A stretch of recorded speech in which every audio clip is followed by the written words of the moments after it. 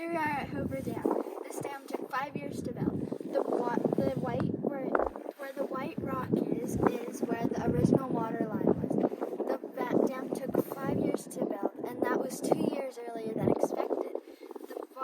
The water from the dam is used to power homes and cities in 7 different states. The water